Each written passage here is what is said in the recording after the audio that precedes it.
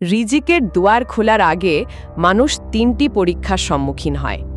আপনি অনেক খাটবেন কিন্তু ফল পাবেন না। তখন বুঝবেন আপনার একা চেষ্টায় কিচ্ছু হয় না, যদি না আল্লাহ চান।